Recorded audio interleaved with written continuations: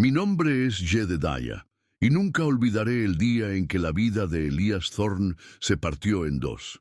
Fue el día que sacó a esa mujer del río helado, creyendo que hacía lo correcto, sin saber que al salvarla, estaba invitando a la muerte a sentarse junto a su fuego. A veces, el acto más noble es el que nos condena.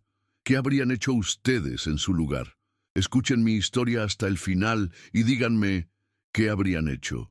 Y de paso, déjenme saber desde qué ciudad me escuchan. Necesito saber que no estoy solo en esto. Si quieren oír más historias del viejo oeste como esta, suscríbanse al canal. El otoño de 1878 se estaba despidiendo con dientes de hielo en el Valle del Silencio, en Montana.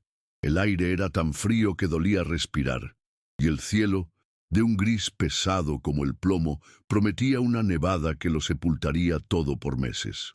Elias Thorne no le prestaba atención. A sus 40 años, el clima era solo otra bestia silenciosa con la que compartía su rancho aislado. Mientras revisaba una línea de trampas cerca del río, sus ojos, acostumbrados a la monotonía del paisaje, se detuvieron en una mancha oscura. Un bulto de tela atrapado entre el hielo que empezaba a formarse en la orilla y unas rocas resbaladizas. No era un animal.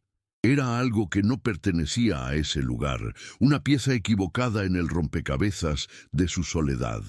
Se acercó con la cautela de un hombre que ha aprendido a desconfiar de todo lo que trae el río. El viento aullaba, llevándose cualquier sonido que no fuera el crujido del hielo bajo sus botas. Al llegar, el corazón, que creía tener muerto desde hacía 3 inviernos, le dio un golpe seco en el pecho. Era una mujer. Su rostro, pálido y con un tinte azulado en los labios, estaba vuelto hacia el cielo gris. Llevaba un vestido de viaje, de buena tela pero rasgado y empapado, una prenda que gritaba una historia de riqueza y desgracia. Estaba inconsciente, quizás a solo minutos de que el frío reclamara lo poco que le quedaba de vida. Elías no lo pensó. El mundo, con sus preguntas y sus peligros, podía esperar. Rompió el hielo con las manos desnudas, sin sentir el dolor cortante, y la levantó en sus brazos. El camino de regreso a su cabaña fue un combate silencioso contra el viento y el peso muerto que llevaba. El cuerpo de la mujer era liviano, casi frágil, pero representaba una carga inmensa que él no había pedido. Cada paso en la nieve era un recordatorio de que su paz autoimpuesta acababa de ser violada. El agua helada de su vestido empapaba su propia ropa, un frío que se le metía hasta los huesos, pero era un frío distinto al de la soledad que conocía. Este era un frío ajeno, un problema que ahora le pertenecía. A lo lejos, la chimenea de su cabaña soltaba un hilo de humo, la única señal de vida en millas a la redonda. Por primera vez en años, esa señal no era solo para él. La idea le produjo una extraña mezcla de irritación y un deber que lo anclaba al presente. Dentro, el calor del hogar de leña lo recibió como un abrazo rudo. Dejó a la mujer con cuidado sobre una piel de oso cerca del fuego, y sus movimientos fueron puramente funcionales, desprovistos de ternura. Le quitó las ropas mojadas con la impersonalidad de quien desuella a un animal, cubriéndola de inmediato con una pesada manta de lana. El fuego danzaba, proyectando sombras en el rostro de ella, revelando facciones finas que no encajaban en ese mundo de tierra y madera sin pulir. Elías se quedó de pie, observándola respirar de forma superficial, y sintió cómo la desconfianza empezaba a ganarle terreno al instinto. ¿Quién era? ¿Qué hacía una mujer como ella, sola y sin caballo, en el corazón de la nada? Cada pregunta era una brasa de peligro que amenazaba con incendiar su refugio. Cuando ella abrió los ojos, no hubo gratitud ni alivio, solo pánico puro. Sus pupilas se dilataron al ver la figura corpulenta y barbuda de Elías recortada contra la luz del fuego. Se encogió bajo la manta, como un animal acorralado, y su mirada recorrió la pequeña cabaña, buscando una ruta de escape que no existía. No dijo una palabra. Su silencio era un muro, una declaración de guerra sin armas. Elías lo entendió al instante. Él podía ser su salvador, pero a los ojos de ella no era más que otro captor en un lugar distinto. La tensión llenó el aire, más densa que el humo de la chimenea. El conflicto no había llegado con hombres a caballo, ni con el estruendo de un disparo, sino en el silencio aterrado de una extraña, cuyos secretos ahora dormían bajo su techo. Elías Thorne no siempre fue un hombre hecho de silencio y madera vieja. Antes de que el Valle del Silencio le pusiera nombre a su alma, hubo un tiempo en que sus manos, aunque ya callosas, sabían construir algo más que cercas y trampas. Creció en una granja en Ohio, donde el horizonte era una línea verde y predecible, y el futuro se medía en estaciones de siembra y cosecha. Pero en sus ojos había una sed distinta, la promesa de un cielo más grande y una tierra que fuera verdaderamente suya. Fue ese anhelo lo que lo empujó hacia el oeste, hacia Montana, llevando consigo no solo herramientas y semillas, sino el corazón entero de una mujer que creía en su mismo sueño. Un sueño que, en aquel entonces, parecía tan sólido como las montañas que los esperaban.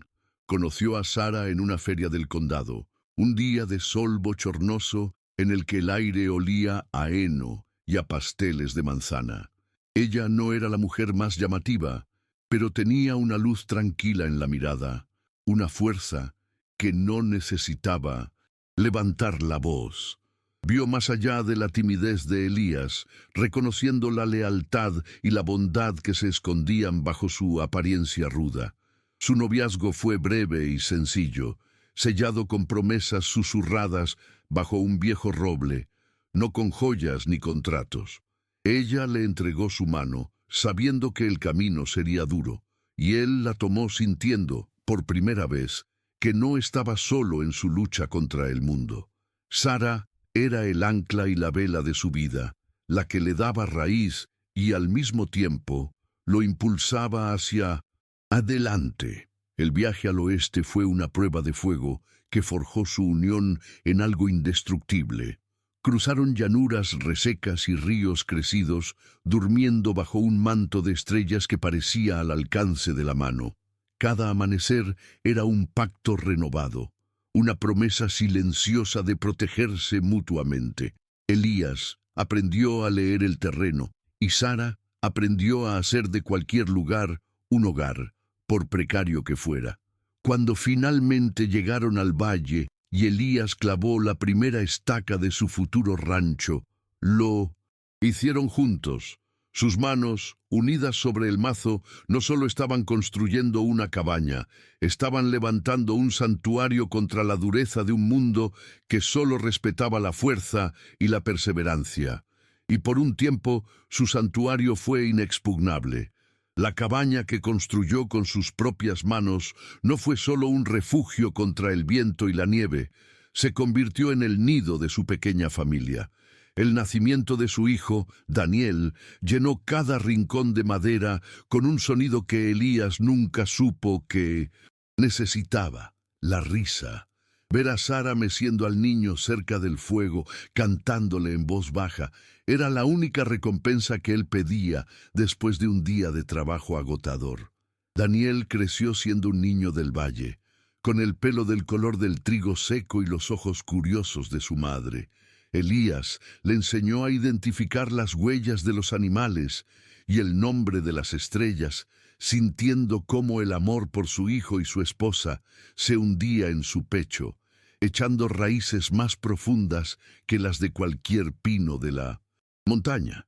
Sara había traído consigo una pequeña Biblia con las tapas de cuero gastado, un regalo de su madre.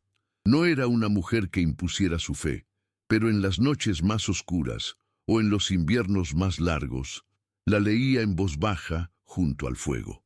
Para Elías, que nunca fue un hombre de iglesia, el sonido de su voz leyendo esos pasajes era una forma de oración. El libro no era solo papel y tinta, Era el símbolo de la esperanza inquebrantable de Sara, su convicción de que, sin importar las dificultades, siempre habría una luz que los guiaría. La Biblia descansaba en la repisa de la chimenea, no como un objeto sagrado, sino como un recordatorio constante del pilar que sostenía su mundo, la fe de su esposa en un mañana mejor. Pero el mundo, como bien sabía Elías, tiene una forma cruel de apagar las luces más brillantes. La difteria llegó con el tercer invierno, deslizándose en la cabaña como un ladrón silencioso en medio de la noche. Empezó con una tos seca en el pequeño pecho de Daniel. Al principio lo trataron con remedios caseros, con caldos calientes y mantas de lana, pero la fiebre se aferró al niño con una tenacidad maligna. Elías se sintió impotente, sus manos grandes y fuertes, capaces de domar un caballo salvaje o levantar una viga de roble, no podían hacer nada para aliviar el sufrimiento de su hijo.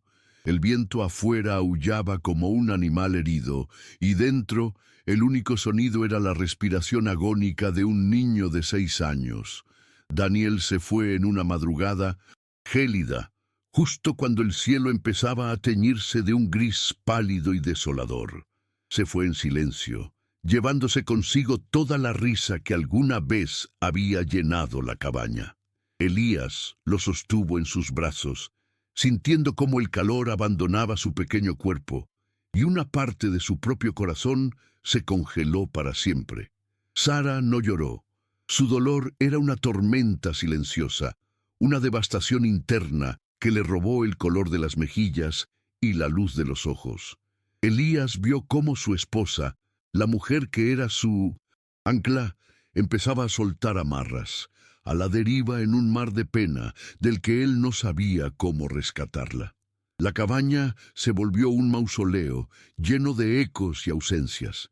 Sara luchó, pero su cuerpo, debilitado por el dolor y el agotamiento, no pudo resistir cuando la misma enfermedad la reclamó a ella. Elías la cuidó con una desesperación silenciosa, negándose a aceptar que el destino pudiera ser tan voraz. Le leía de la pequeña Biblia con su voz torpe y grave, tratando de devolverle las palabras de esperanza que ella siempre le había ofrecido. Pero la fe de Sara se había quebrado. Una noche, con la mano aferrada a la de Elías, simplemente cerró los ojos y se dejó ir. La última brasa de calor en el mundo de Elías Thorne se había extinguido. La Biblia quedó sobre la mesita de noche abierta en un salmo que hablaba de valles de sombra y de muerte como una burla final. El entierro fue el acto más brutal de su vida. Tuvo que esperar a que el suelo se ablandara un poco para poder cavar. Hizo 2 tumbas en una pequeña colina desde donde se veía el río, una al lado de la otra. Trabajó solo, con la nieve cayendo sobre sus hombros, cada palada de tierra un golpe sordo contra su propio pecho. No hubo ceremonia, no hubo palabras, solo el sonido del viento y el esfuerzo de un hombre enterrando su pasado, su presente y cualquier esperanza de futuro. Cuando terminó, se quedó de pie, mirando las 2 cruces de madera que había tallado, hasta que el frío lo entumeció por completo. Pero el frío de afuera no era nada comparado con el invierno que se había instalado permanentemente dentro de él. A partir de ese día, el silencio se convirtió en su único compañero. Dejó de hablar, no solo con Silas, su único vecino, sino consigo mismo. Las palabras se sentían inútiles, vacías. La cabaña, antes un hogar, era ahora una tumba con un techo. El polvo comenzó a acumularse sobre los objetos de Sara, sobre el pequeño caballo de madera que le había tallado a Daniel, sobre la Biblia en la repisa de 1912, la chimenea. Elías no los movía. Dejarlos intactos era su forma de penitencia, un recordatorio diario de todo lo que había tenido y había sido incapaz de proteger. Se dedicó al trabajo con una furia animal, buscando en el agotamiento físico una forma de acallar los gritos de su memoria. Y ahora, con esa extraña respirando al otro lado de la habitación, los fantasmas habían despertado. Cada gesto de ella, cada sonido, era una daga en su memoria. Cuando Clara tosió durante la noche, recuperándose del frío del río, el sonido lo transportó de vuelta a la agonía de su hijo. Cuando la vio sentada cerca del fuego, en el mismo lugar donde Sara solía sentarse, sintió una oleada de ira irracional, una profanación de su sagrado dolor. La presencia de esa mujer no era un acto de salvación, era una invasión. Había traído la vida de vuelta a un lugar que él había consagrado a la muerte, y eso era algo que no podía perdonar. Su instinto le había hecho sacarla del río, pero su corazón, ahora, se rebelaba contra esa decisión. Cuidarla era un eco tortuoso de los cuidados que no habían servido de nada. Prepararle un estofado, mantener el fuego vivo para que no pasara frío. Cada acto de bondad era una traición a la promesa que se había hecho a sí mismo. No volver a sentir, no volver a arriesgar, no volver a perder. Por eso sus gestos eran bruscos, funcionales. Le ofrecía comida como quien alimenta a un animal perdido, no como un anfitrión. Quería que ella se recuperara y se fuera, que se llevara su misterio y su miedo lejos de su santuario de pena para poder volver a estar solo con sus muertos. Una tarde, mientras él limpiaba sus rifles, la vio de reojo. Clara había encontrado el libro de poemas de Sara en un pequeño estante. Elías se tensó, esperando que lo abriera, que invadiera ese último reducto de intimidad. Pero ella no lo hizo. Con una delicadeza inesperada, simplemente pasó un trapo por la cubierta polvorienta y lo volvió a colocar en su sitio. Fue un gesto de respeto, un reconocimiento silencioso de que aquella era una tierra sagrada que no debía pisar. Por un instante, solo un instante, la coraza de Elías se agrietó. Vio en ella no solo a una intrusa, sino a alguien que entendía el lenguaje del dolor sin necesidad de palabras. La Biblia en la repisa de la chimenea se había convertido en un juez silencioso. Desde que Clara estaba allí, sus ojos parecían desviarse hacia ella constantemente. El libro representaba todo lo que había perdido: la fe de Sara, la inocencia de Daniel, la promesa de una vida bendecida. Para él era un monumento al fracaso, pero ahora, con la presencia de Clara, el libro parecía cobrar un nuevo significado, uno que no podía descifrar. Era un recordatorio de que la vida, a pesar de todo, seguía adelante, o era una advertencia de que cualquier intento de volver a conectar con el mundo solo traería más dolor y más pérdidas. La simple vista de ese objeto lo llenaba de una confusión que odiaba. El hombre que había amado con una devoción callada y profunda estaba enterrado bajo 3 años de hielo. El Elías que quedaba era solo una cáscara, un guardián de tumbas que había hecho un pacto con la soledad. Había aprendido de la forma más dura que el amor te hacía vulnerable, que tener algo que perder era una invitación a la tragedia. Por eso, el terror en los ojos de Clara no le inspiraba compasión, sino una fría distancia. El miedo de ella era un problema del mundo exterior, un mundo del que él había desertado. Protegerla significaría involucrarse, y eso era un riesgo que había jurado no volver a correr jamás en su vida. Así, el pasado de Elías no era solo un recuerdo, era una presencia activa y hostil dentro de la cabaña. Cada viga del techo, cada tabla del suelo, estaba impregnada de la memoria de Sara y Daniel, y la llegada de Clara había perturbado ese delicado equilibrio de dolor y olvido. Él la observaba en silencio, tratando de mantenerla a distancia no solo física, sino emocionalmente. Pero la vida tiene una forma obstinada de abrirse paso. La presencia de ella, su respiración constante en la quietud de la cabaña, era como el lento goteo del deshielo en primavera, una fuerza imparable que amenazaba con romper el hielo que él había tardado tanto en formar alrededor de su corazón. Los días que siguieron a su rescate se convirtieron en una rutina silenciosa, una danza torpe alrededor del fuego y de las verdades no dichas. Clara Maeve, como supe que se llamaba más tarde, recuperaba sus fuerzas poco a poco. Su presencia llenaba la pequeña cabaña de una manera que a Elías lo incomodaba profundamente. El aire se sentía espeso, cargado con el olor de las hierbas que ella usaba para curar sus manos agrietadas y el sonido casi imperceptible de su respiración mientras dormía. Ya no era un refugio para un solo hombre y sus fantasmas, ahora era un espacio compartido, y cada rincón parecía encogerse bajo el peso de esa convivencia forzada. Elías se movía por su propio hogar como un extraño, consciente de cada crujido de las tablas del suelo, de cada sombra que no era la suya. Clara, por su parte, entendió rápidamente que su supervivencia dependía de hacerse útil. No era una mujer acostumbrada al trabajo duro, se notaba en la suavidad de sus manos a pesar del maltrato del viaje, pero la necesidad es una maestra severa. Empezó con tareas pequeñas, casi invisibles. Remendaba las camisas de Elías con una puntada fina y precisa que él nunca había visto. Mantenía el fuego vivo durante el día, asegurándose de que siempre hubiera un rescoldo cálido esperando.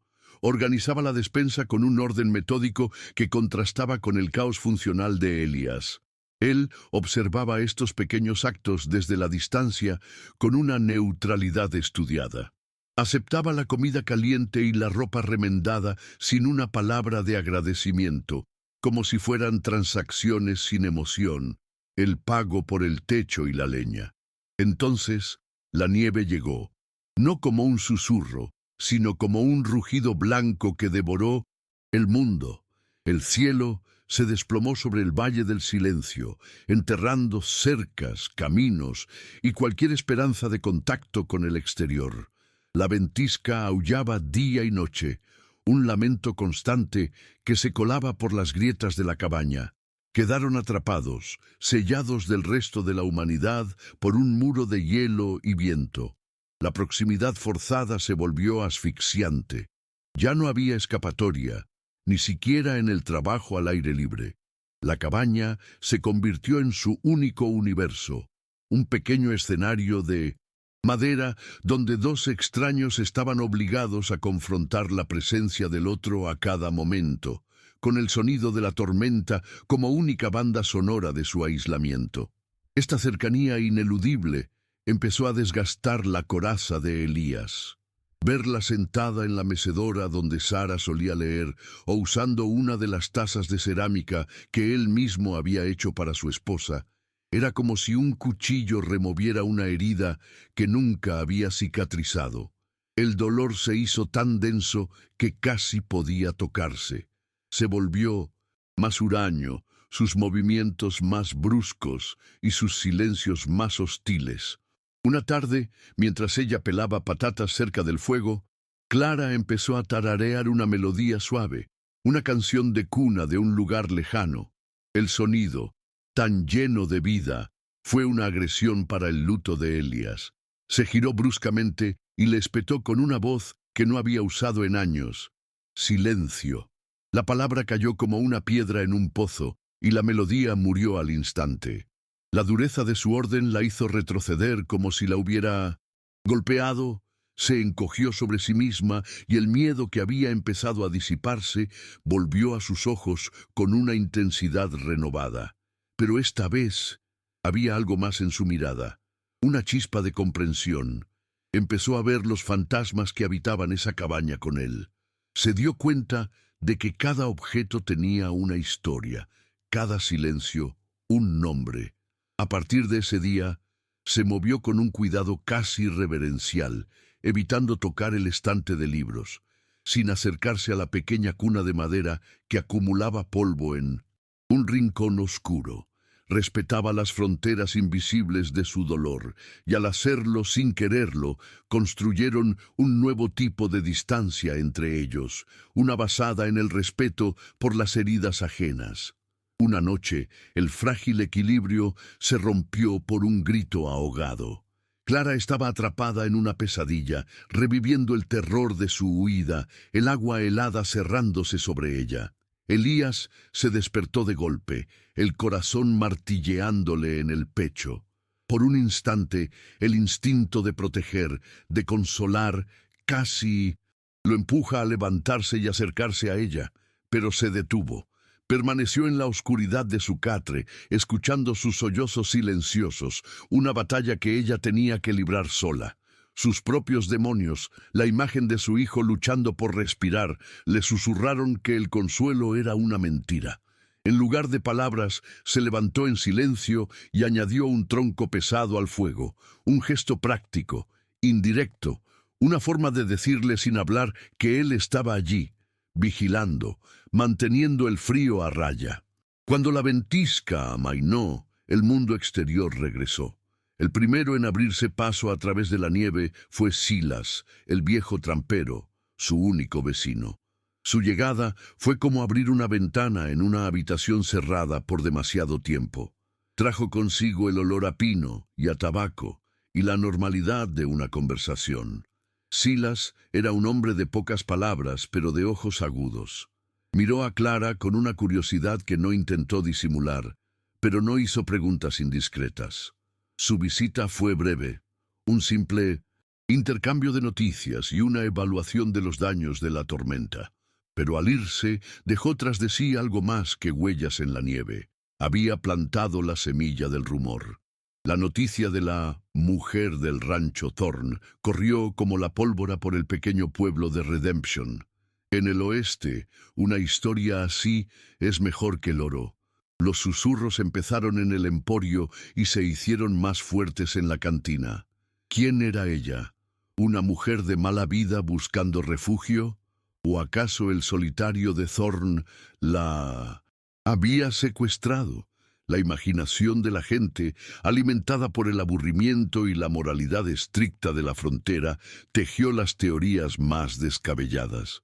El juicio de la comunidad, invisible pero poderoso, se convirtió en un nuevo adversario, una amenaza que no venía a caballo ni empuñaba un arma, sino que envenenaba el aire con la desconfianza y la condena. Elías y Clara ya no solo estaban aislados por la nieve, sino también por el escándalo. Elías sintió el peso de esas miradas en su siguiente viaje al pueblo por provisiones. Los hombres que antes lo saludaban con un gesto de cabeza ahora apartaban la vista. El dueño de la tienda, un hombre con el que había hecho tratos durante años, le habló con una frialdad cortante, despachando su pedido sin la charla habitual. Elías, que había elegido la soledad por voluntad propia, probó por primera vez el amargo sabor del aislamiento impuesto por otros. La sensación lo enfureció. En un acto de desafío silencioso, pidió el doble de harina y café de lo habitual. No dio explicaciones. El simple acto de comprar para dos fue su única declaración, un muro levantado contra la curiosidad y el juicio de todos. Clara también sintió la presión, aunque no saliera de la cabaña. La sentía en la forma en que Elías regresaba del pueblo, con la mandíbula más apretada y una nueva capa de hielo en la mirada. La culpa se sumó a su miedo. Sabía que ella era la causa de sus problemas, una mancha en la reputación de un hombre que solo había querido estar en paz. Una noche reunió el coraje para hablar. «Debería irme», susurró, con la voz apenas audible por encima del crepitar del fuego. «Le estoy causando problemas». Elías ni siquiera la miró. «No me importa lo que piensen», respondió con brusquedad, pero el tono de su voz lo traicionó. Sí le importaba y a ambos les dolía. La tensión entre ellos crecía, buscando una salida que no encontraba. Una tarde, Clara se atrevió a cruzar otra línea invisible. Mientras observaba la colina, desde la ventana preguntó con una voz suave: «¿Quién está enterrado ahí arriba?». La pregunta quedó suspendida en el aire, una violación de su pacto de silencio. El rostro de Elías se transformó en una máscara de granito. Sus ojos se oscurecieron, y por un momento, Clara temió haber desatado una furia que no podría contener. Él no respondió. Simplemente se levantó, tomó su hacha de la pared y salió a la nieve. El sonido de los golpes violentos y rítmicos contra la madera fue su única respuesta. Cada hachazo una palabra de dolor que no podía pronunciar. A pesar de todo, la vida continuaba, y la convivencia forzada empezó a cambiar a Elías de formas que él mismo no reconocía. Se descubría observándola en los momentos de quietud. Notaba la forma en que el fuego se reflejaba en su cabello, la dignidad con la que se movía a pesar de llevar ropas gastadas, la tristeza profunda que a veces velaba sus ojos cuando creía que nadie la veía. Una parte de él, la parte que había enterrado junto a Sara y Daniel, sintió un tirón, una extraña y peligrosa calidez. Luchó contra esa sensación con todas sus fuerzas, viéndola como una traición a su memoria, un sacrilegio a su dolor. Pero el corazón, por más roto que esté, a veces tiene su propia voluntad. En un intento desesperado por traer un poco de vida a la sombría cabaña, Clara recogió unas cuantas flores silvestres de invierno que habían sobrevivido a la nieve en un rincón protegido por las rocas. Las puso en una vieja taza de hojalata y la colocó en el centro de la mesa de madera. Era un pequeño gesto, una mancha de color en un mundo de grises y marrones. Cuando Elías entró y las vio, se detuvo en seco. Su rostro no mostró ninguna emoción. Se acercó a la mesa, tomó la taza y sin una sola palabra arrojó las flores al fuego. Las llamas las devoraron en un instante. El mensaje fue brutalmente claro. En esa casa no había lugar para la esperanza ni para la belleza. Mientras tanto, en Redemption, una nueva pieza entraba en juego. Un hombre a caballo, un extraño, llegó al pueblo. No era un ranchero ni un buscador de oro. Vestía con elegancia, pero sus ojos eran fríos y calculadores, los de un depredador. En la cantina empezó a hacer preguntas. Hablaba de una pariente lejana que se había escapado de casa, una joven de buena familia con problemas mentales. Describió a Clara con una precisión escalofriante. Ofreció una recompensa generosa por cualquier información, una recompensa que hizo que los oídos de muchos se aguzaran y las lealtades se volvieran frágiles como el hielo. Silas estaba en la cantina esa noche, bebiendo en silencio en una esquina. Escuchó cada palabra del extraño. Sus instintos, afilados por décadas de supervivencia en la naturaleza, le gritaron que ese hombre no era un familiar preocupado. Vio la forma en que su mano nunca se alejaba de la pistola que ocultaba bajo su abrigo, la manera en que sus ojos evaluaban a cada hombre como una amenaza o una herramienta. Silas entendió la verdad. El hombre era un cazador, y Clara era su presa. Supo que tenía que advertir a Elías, pero una nueva tormenta de nieve empezaba a arremolinarse en las cumbres, amenazando con cerrar el valle una vez más. De vuelta en la cabaña, se había instalado una tregua incómoda después del incidente de las flores. Clara estaba remendando una de las camisas de Elías a la luz del fuego, sus dedos moviéndose con una habilidad silenciosa. Él estaba al otro lado de la habitación, limpiando su rifle, el olor a aceite y metal llenando el aire.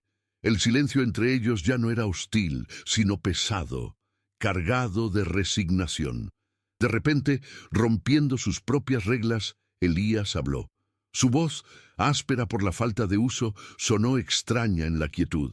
A mi esposa le gustaban las flores. No fue una disculpa, pero fue algo. Una pequeña grieta en el muro de hielo que había construido a su alrededor. Justo en ese momento, cuando una mínima posibilidad de entendimiento parecía abrirse paso, el sonido de un caballo al galope rompió la noche. No era el trote tranquilo de un viajero, Era la carrera desesperada de alguien que huye o que lleva malas noticias. La puerta se abrió de golpe y Silas irrumpió en la cabaña, sin aliento, con copos de nieve derritiéndose en su barba. El frío y la urgencia del mundo exterior invadieron la habitación. Elías jadeó, apoyándose en el marco de la puerta. Hay un hombre en el pueblo, un cazarrecompensas. Está preguntando por ella. Las palabras de Silas quedaron suspendidas en el aire, congelando el tiempo. Los ojos de Elías se clavaron en los de Clara. En su rostro vio la confirmación de todo lo que había sospechado. El pánico puro que ella no pudo ocultar le dijo que el peligro que había traído a su puerta era real y mortal.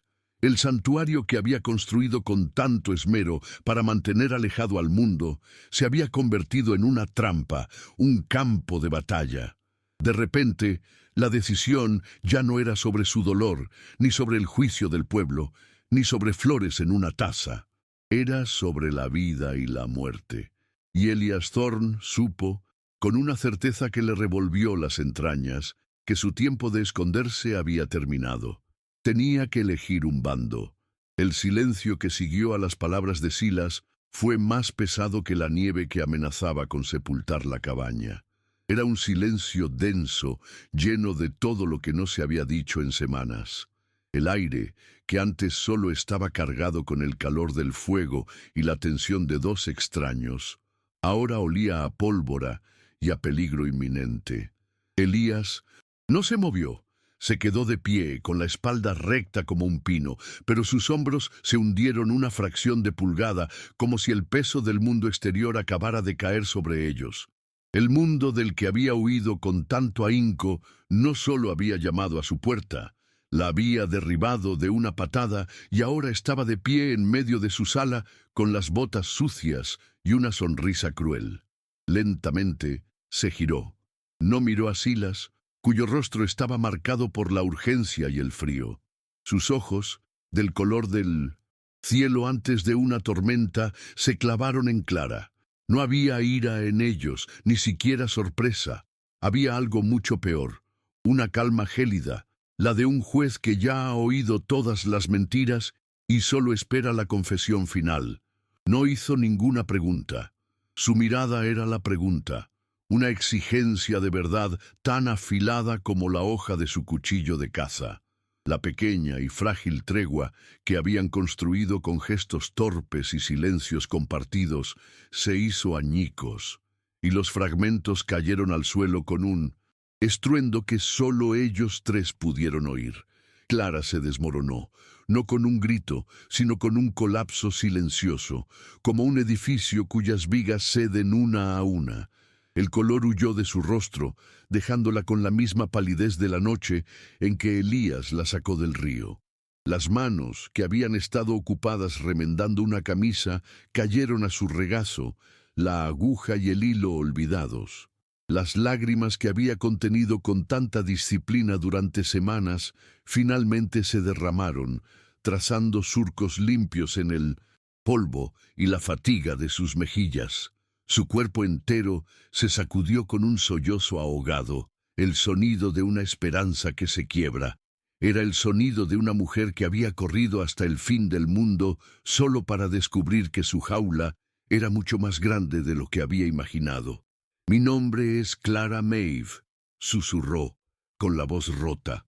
Las palabras salieron con dificultad, como si fueran piedras que hubiera estado tragando durante mucho tiempo. Contó su historia, no como un melodrama, sino con la precisión agotada de quien ha revivido la pesadilla 1000 veces en su mente. Habló de Saint Louis, de una vida de apariencias doradas que ocultaba una podredumbre profunda. Describió al juez Harrison no como un monstruo, sino como algo más aterrador. Un hombre respetado, poderoso, cuya bondad en público era el arma perfecta para ejercer su crueldad en privado. Su control no era con cadenas de hierro, sino con hilos de seda, aislamiento, manipulación y la amenaza constante de la ruina social. Mientras hablaba, la cabaña parecía encogerse, las sombras proyectadas por el fuego danzaban en las paredes como los fantasmas de su pasado. Explicó que su huida no fue un capricho, sino un acto de supervivencia. Harrison la había acorralado, prometiéndole un matrimonio que sería una sentencia de por vida. Él no la amaba, la poseía, como a un caballo de pura sangre o a un cuadro valioso. Su escape había sido su único acto de rebelión, una apuesta desesperada por reclamar un trozo de su propia alma.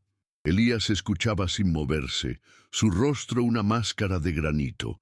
Cada palabra de ella era un golpe de martillo contra el santuario que él había construido, dejando entrar el ruido y la suciedad del mundo que tanto despreciaba. Entonces llegó a la parte más oscura de la verdad, la razón de su silencio. Él no iba a dejarme ir, dijo, con la voz apenas audible. Cuando escapé, usó su poder para convertirme en una criminal. Me acusó de robar joyas de su familia y de estar mentalmente desequilibrada. La vergüenza y el miedo la hicieron bajar la mirada. Puso una recompensa por mi cabeza, no para recuperarme, sino para castigarme, para asegurarse de que, donde quiera que fuera, no encontraría paz.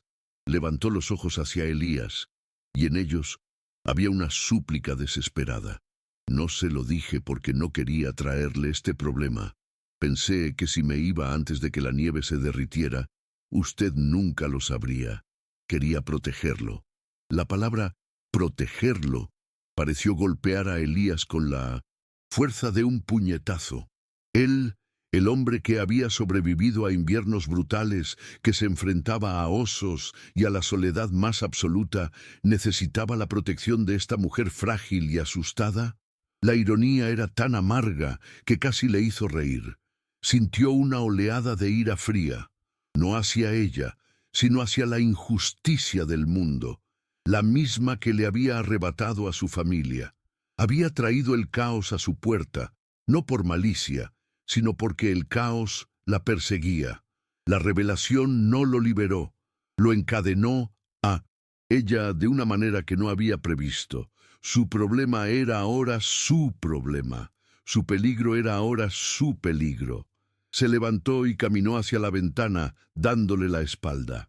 Miró hacia la oscuridad, hacia la nieve que caía implacablemente, borrando el paisaje, enterrando el mundo bajo un manto de pureza engañosa. Por un momento, consideró la opción más fácil. Podía decirle que se fuera. Podía entregarla al amanecer y cobrar la recompensa.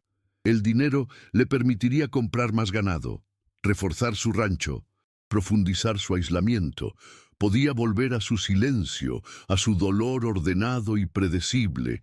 Sería un acto de supervivencia, la decisión lógica de un hombre que ya había aprendido de la peor manera que el mundo no recompensa a los valientes, solo castiga a los que se aferran a algo. Silas, que había permanecido en silencio junto a la puerta, entendió la encrucijada. Elías, dijo con su voz grave y rasposa, ese cazarrecompensas, un tal Silas, no es un hombre con el que se pueda razonar. Y no, viene solo. Vi a 2 hombres más con él en la cantina. Estarán aquí al amanecer, tan pronto como haya suficiente luz para seguir las huellas. Sus palabras no eran un consejo, sino una sentencia. El tiempo para deliberar se había acabado. La noche era todo lo que les quedaba para prepararse para la guerra o para la rendición. Clara interpretó el silencio de Elías y su espalda vuelta como un veredicto. Se puso de pie con una dignidad temblorosa, la decisión formándose en su rostro. «Me iré», dijo, su voz sorprendentemente firme. «No dejaré que pelee una batalla que no es suya. Denme un poco de comida y una manta.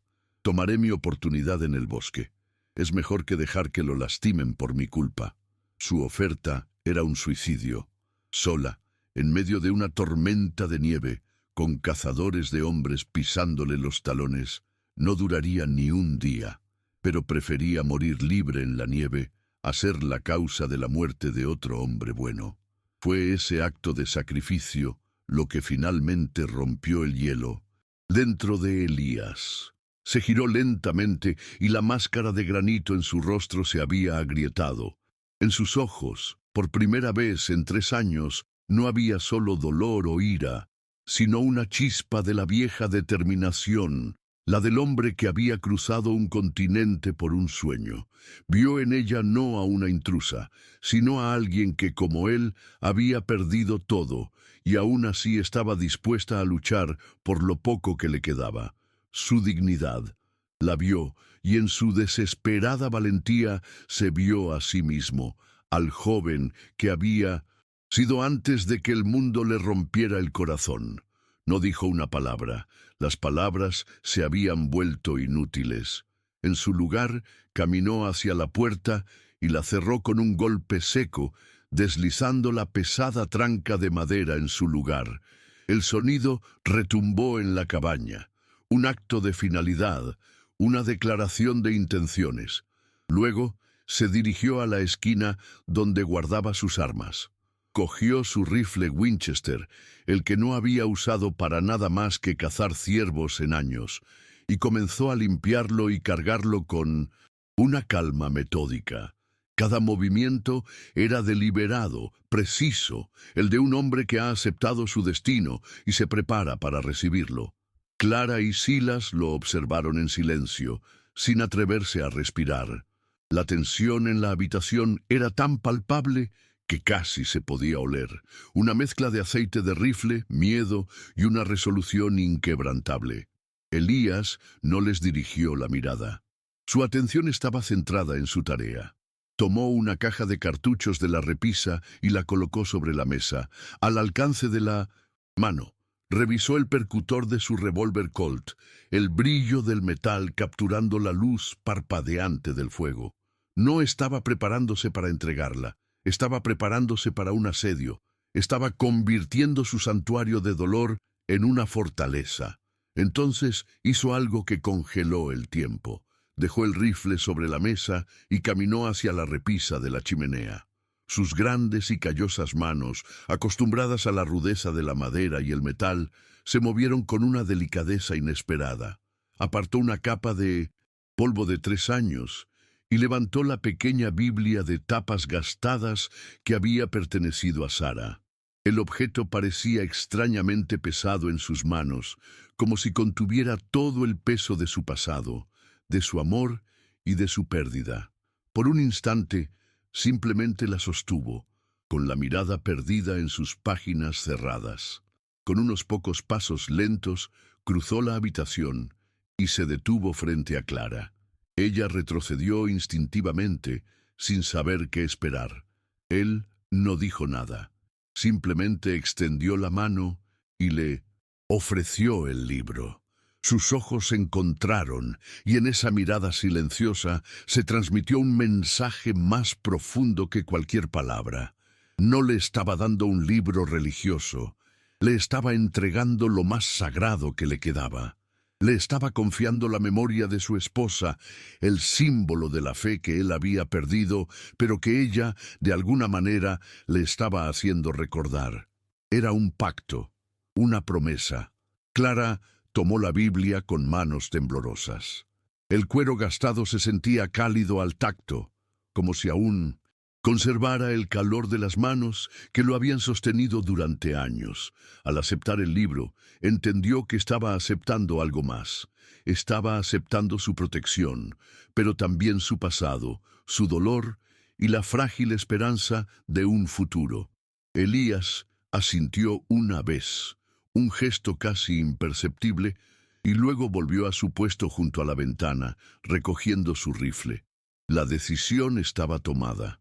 El amanecer traería hombres y violencia, pero por primera vez en mucho tiempo, Elías Thorne no estaría esperando solo. Había elegido volver a vivir, aunque eso significara tener que morir para defender esa elección. El amanecer no trajo el estruendo del plomo ni el grito de los hombres, sino un silencio más profundo y aterrador.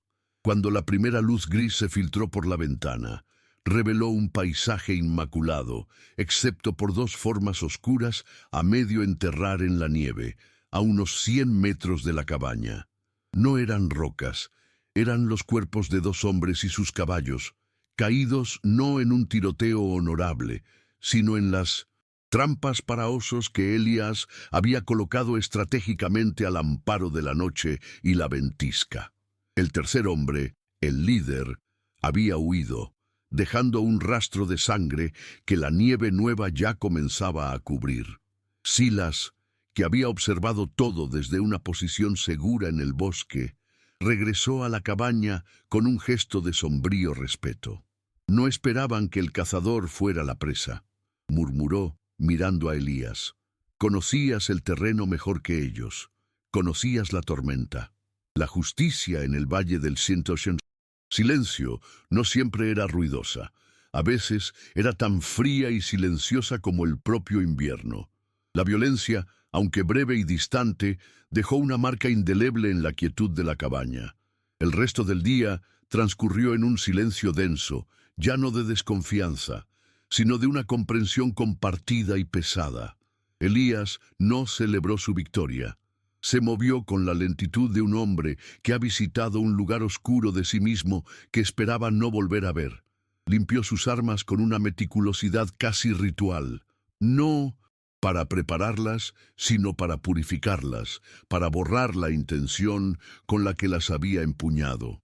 Clara lo observó, y en el movimiento de sus manos, en la forma en que su espalda se curvaba por el cansancio, comprendió que el precio de su libertad había sido la paz de él. No había vuelta atrás. La cabaña ya no era un refugio seguro, sino un punto en un mapa, un lugar marcado por la sangre. El mundo exterior sabía que ella estaba allí y volvería. Al tercer día, una verdad silenciosa se instaló, entre ellos una que no necesitaba palabras para ser entendida. Su futuro juntos era imposible. Quedarse significaría convertir el santuario de Elías en una fortaleza permanente, una vida de vigilancia y miedo. Irse sola y sin rumbo era una sentencia de muerte. La solución, como la justicia de Elías, fue práctica, digna y desprovista de sentimentalismo. Él pasó 2 días preparando un caballo fuerte, no el más rápido, sino el más resistente. Llenó las alforjas con comida para una semana, un mapa, un tosco que había dibujado en un trozo de cuero y un pequeño saco con las monedas de oro que había guardado durante años. No era un adiós, era un equipamiento. Le estaba dando las herramientas no para huir, sino para empezar de nuevo, en un lugar donde el nombre de Clara Maeve no significara nada. La mañana de su partida fue fría y clara. El sol brillaba sobre la nieve, haciendo que el mundo pareciera nuevo y limpio. Elías llevó el caballo al frente de la cabaña. Clara salió, vestida con ropa de viaje práctica que él le había proporcionado, su figura delgada perdida en la tela gruesa. No hubo abrazos ni promesas. Él simplemente la ayudó a subir al caballo, sus manos grandes y ásperas sosteniéndola por un instante. Luego, tomó una pesada manta de lana de sus propias provisiones y la colocó sobre las piernas de ella, ajustándola con cuidado. Fue un gesto final de protección, un acto que decía más que cualquier declaración. Ella lo miró, sus ojos llenos de una gratitud tan profunda que dolía, y en ellos él vio no a la mujer asustada que había sacado del río, sino a una superviviente. Con un último asentimiento, ella giró el caballo y se dirigió hacia el oeste, sin mirar atrás. En una de las alforjas, el peso de la pequeña Biblia era un ancla y una promesa. Elías se quedó de pie, viendo cómo su figura se hacía cada vez más pequeña hasta que fue solo un punto en la inmensidad blanca, y luego desapareció. La soledad que regresó no era la misma que había conocido durante 3 años. La anterior era una tumba, un silencio lleno de ecos y ausencias. Esta nueva soledad era diferente, estaba limpia. Era la quietud de un hombre que había enfrentado a sus fantasmas y había elegido la vida, aunque fuera la vida de otra persona. Entró en la cabaña y el vacío lo golpeó, pero no lo rompió. Sus ojos se posaron en la repisa de la chimenea, en el espacio vacío donde la Biblia de Sara había descansado durante años. El polvo marcaba su contorno, un recuerdo de lo que se había ido. Pero por primera vez, el espacio no se sentía vacío, sino completo. Había honrado a los muertos, no escondiéndose del mundo, sino entregando su último vestigio de fe a alguien que todavía tenía un camino por recorrer. Si conoces a alguien que sentiría esta historia en su corazón, comparte este video. Y suscríbete para más historias de amor, coraje y dignidad en el viejo oeste.